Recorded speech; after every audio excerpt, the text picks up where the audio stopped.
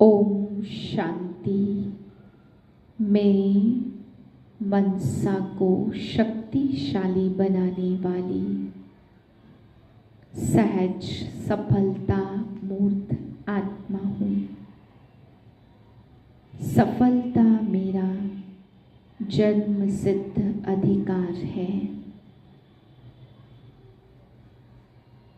20/11/2023 के महावाक्य हैं। ये आज बाबा समझाते बेहद के इंश्योरेंस पर। बाबा कहते बच्चे, इस एक जन्म में डायरेक्ट मैं आया हूँ इस सृष्टि को स्वर्ग बनाने। तो इस कार्य में जो तुम इंश्योर करते हो तो तुम्हें अनेक जन्म के लिए बेहद का इंश्योरेंस हो जाता, अनेक जन्म के लिए प्राप्ति होती। 84 जन्मों की सुख शांति समृद्धि इस एक जन्म के इंश्योर से प्राप्त होती, इसलिए इसको कहते बेहद का इंश्योरेंस। फिर बाबा समझाते, कहते हो छोड़ भी दे आकाश सिंहासन, अब धरती पर आ जा रे, रूप बदल कर आ जा रे। तो बाबा कहते बच्चे, ऐसे नहीं है किसी देहधारी के लिए कहते हैं कि आकाश सिंहासन छोड़कर आ जा, रूप बदल कर आ जा, यानी ये निराकार परमात्मा के लिए कहते हैं जो परम धाम से आते हैं। फिर बाबा समझाते कि देवी देवताएं या श्री कृष्ण पतित दुनिया में आ न सके, और जब वो पतित दुनिया में आ न सके तो बाबा कहते ज्ञान देने के लिए स्वयं मुझ निराकार परमात्मा को आना पड़ता, क्योंकि ज्ञान देने के लिए पतित दुनिया में मैं आता हूँ। और कोई भी देवी देवता जो 16 कला संपूर्ण है, श्री कृष्ण जो संपूर्ण निर्विकारी है, वे इस पतित दुनिया में, इस विकारी दुनिया में वे आ न सके, उनका पार्ट अलग है। इसलिए बाबा कहते हैं पतित दुनिया में केवल मुझे ही आना पड़ता है धर्म की अति ग्लानि के समय। इसलिए मैं अभी आकर के इस सृष्टि को पावन बना रहा हूँ। इसलिए बाबा ने कहा इस समय तुम्हें अपना तन मन धन बेहद का इंश्योरेंस करना है। मीठे बच्चे, एवर हेल्दी एवर वेल्दी बनने के लिए तुम अभी डायरेक्ट अपना तन मन धन इंश्योर करो। इस समय ही यह बेहद का इंश्योरेंस होता है।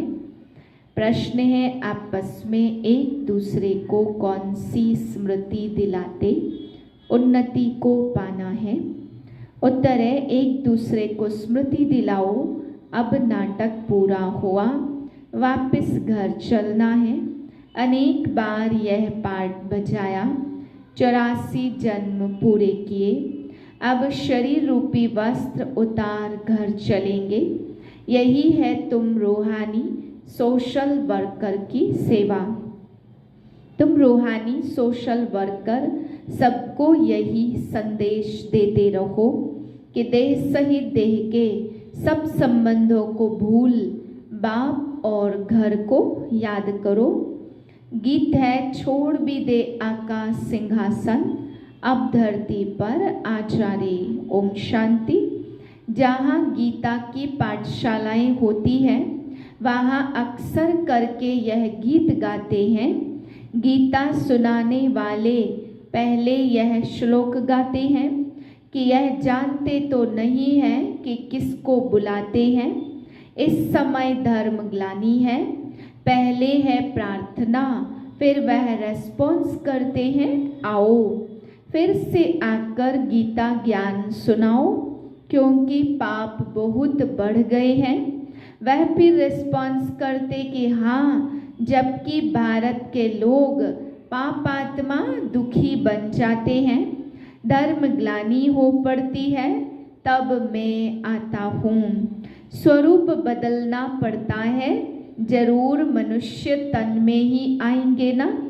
रूप तो सब आत्माएं बदलती हैं, तुम आत्माएं असुल निराकारी हो, फिर यहाँ आकर साकारी बनती हो, मनुष्य कहलाती हो। अभी मनुष्य पापात्मा पतित है तो मुझे भी अपना रूप रचना पड़े।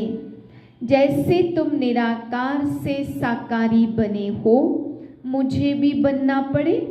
इस पतित दुनिया में तो श्री कृष्ण आ न सके, वह तो है ही स्वर्ग का मालिक।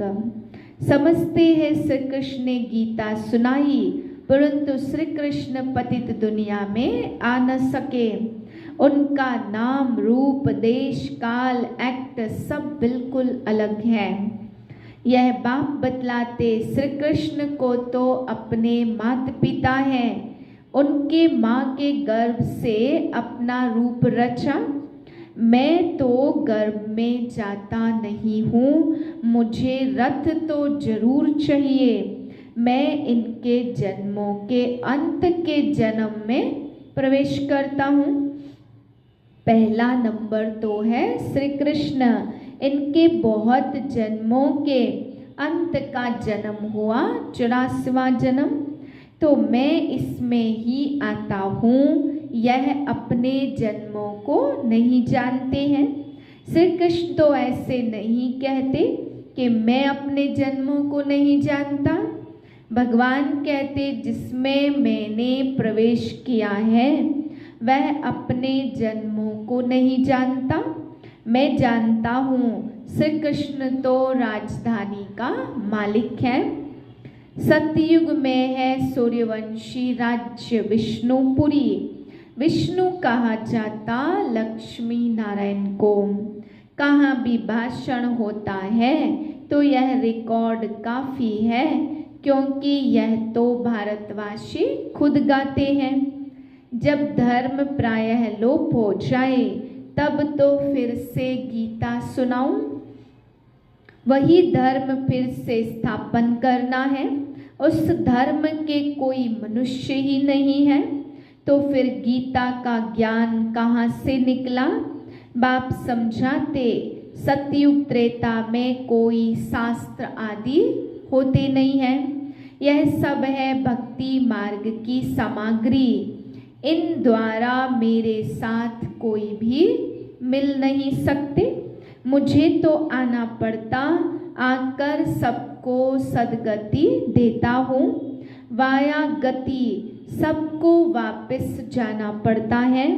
गति में जाकर फिर स्वर्ग में आना है। मुक्ति में जाकर फिर जीवन मुक्ति में आना है। बाप कहते 1 सेकंड में जीवन मुक्ति मिल सकती है। गाया हुआ है ग्रस्त व्यवहार में रहते 1 सेकंड में जीवन मुक्ति अर्थात दुख रहित।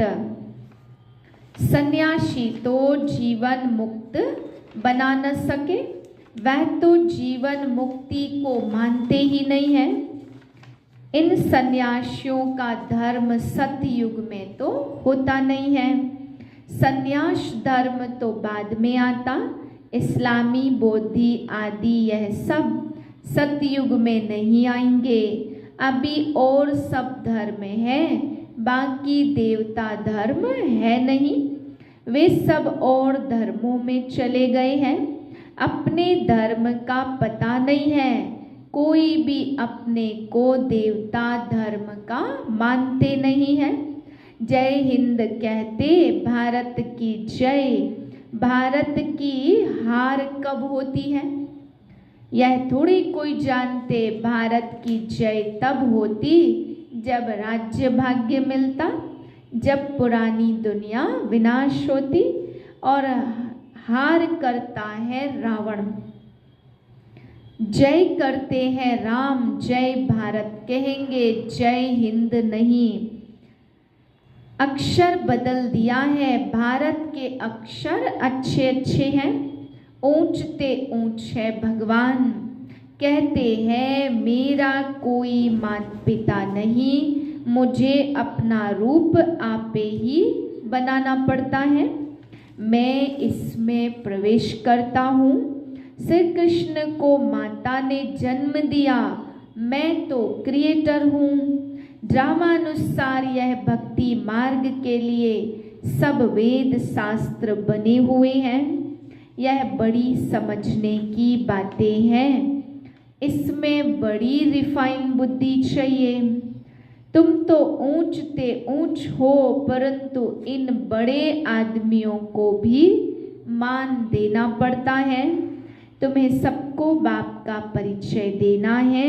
सब गॉड फादर को पुकारते, प्रार्थना करते, हे गॉड फादर आओ। तुम्हें शिव बाबा की भी महिमा करनी है और श्री कृष्ण की भी महिमा करनी है और भारत की भी महिमा करनी है। भारत हेवन था, 5000 वर्ष पहले देवी देवताओं का राज्य था। वह किसने स्थापन किया? जरूर ऊंचते ऊंच भगवान ने। ऊंचते ऊंच निराकार परमपिता परमात्मा शिवाय नमः हुआ ना। शिव जयंती भारतवासी मनाते हैं, परंतु शिव कब पधारे थे यह किसको पता नहीं है। जरूर हेवन से पहले संगम आया होगा। कहते कल्प कल्प के संगम युगे युगे आता हूँ। हर एक युग में नहीं, अगर हर एक युग कहो तो भी 4 अवतार तो होने चाहिए। उन्होंने तो कितने अवतार दिखाए हैं। ऊंचे से ऊंचा एक बाप है जो ही हेवन रचते हैं। भारत ही हेवन था, वाइसलेस था। फिर तुम यह प्रश्न उठा नहीं सकते तो बच्चे कैसे पैदा होते हैं? वह तो जो रस्म रिवाज होगी वह चलेगी। तुम क्यों फिक्र करते हो? पहले तुम बाप को तो जानो, वहाँ आत्मा का ज्ञान रहता है। हम आत्मा एक शरीर छोड़ दूसरा लेती है। रोने की बात नहीं, कभी अकाले मृत्यु होती नहीं है। खुशी से शरीर छोड़ देते तो बाप ने समझाया मैं कैसे रूप बदल कर आता हूँ। श्री कृष्ण के लिए नहीं कहेंगे, वह तो गर्भ से जन्म लेते हैं। ब्रह्मा विष्णु शंकर है सूक्ष्म वतनवासी। प्रजापिता तो जरूर यहाँ चाहिए, हम उनकी संतान हैं। हम निराकार बाप अविनाशी हैं। हम आत्माएं भी अविनाशी हैं, परंतु हमको पुनर्जन्म में जरूर आना है। यह ड्रामा बना हुआ है। कहते हैं फिर से आकर गीता का ज्ञान सुनाओ तो जरूर सब चक्र में आएंगे जो होकर गए हैं। बाप भी होकर गए हैं, फिर आए हुए हैं। कहते हैं फिर से आकर गीता सुनाता हूँ। बुलाते हैं पतित पावन आओ तो जरूर पतित दुनिया है ना। सब पतित हैं तब तो पाप धोने के लिए गंगा स्नान करने जाते। भारत में स्वर्ग था, यह है ऊंचते ऊंच अविनाशी तीर्थ स्थान। सब मनुष्य मात्र यहाँ पतित हैं। अविनाशी बाप का बर्थ प्लेस है भारत, वही सबको पावन बनाने वाला है। बाप अपने बर्थ प्लेस को छोड़कर और कहाँ जा न सके तो बाप बैठ समझाते मैं कैसे रूप रचता हूँ। सारा मदार धारणा पर है। धारणा पर ही तुम बच्चों का मर्तबा है। सबकी मुरली एक जैसी नहीं हो सकती। बल काठ की मुरली सब बजाए तो भी एक जैसी बजा न सके। हर एक की एक्ट का पार्ट अलग है। इतनी छोटी सी आत्मा में कितना भारी पार्ट है। परमात्मा भी कहते हम पार्टधारी हैं। जब धर्म की ग्लानि होती है तब मैं आता हूँ। भक्ति मार्ग में भी मैं देता हूँ। ईश्वर अर्थ दान पुण्य करते हैं तो ईश्वर ही उनका फल देते हैं। सब अपने को इंश्योर करते हैं, जानते हैं इसका फल दूसरे जन्म में मिलेगा। तुम इंश्योर करते हो 21 जन्मों के लिए। वह है हद का इंश्योरेंस डायरेक्ट, और यह है बेहद का इंश्योरेंस डायरेक्ट। तुम तन मन धन से अपने को इंश्योर करते हो, फिर अथाह धन पाएंगे, एवर हेल्दी वेल्दी बनेंगे। तुम डायरेक्ट इंश्योर कर रहे हो। मनुष्य ईश्वर अर्थ दान करते समझते हैं ईश्वर देगा। वह कैसे दिलाते यह थोड़ी समझते हैं। मनुष्य समझते हैं जो कुछ मिलता है ईश्वर देता है। ईश्वर ने बच्चा दिया, अच्छा देते हैं तो फिर लेंगे भी जरूर। तुम सबको मरना जरूर है, साथ कुछ भी नहीं जाएगा। यह शरीर भी खत्म होना है, इसलिए अब जो इंश्योर करना है वह करो, और फिर 21 जन्म इंश्योर हो जाएंगे। ऐसे नहीं कि इंश्योर कर और सर्विस कुछ भी ना करो, यहाँ ही खाते रहो। सर्विस तो करनी है ना, तुम्हारा खर्चा भी तो चलता है। इंश्योर कर और खाते ही रहते तो मिलेगा कुछ भी नहीं। मिले तब जब सर्विस करो तो ऊंच पद पाएंगे।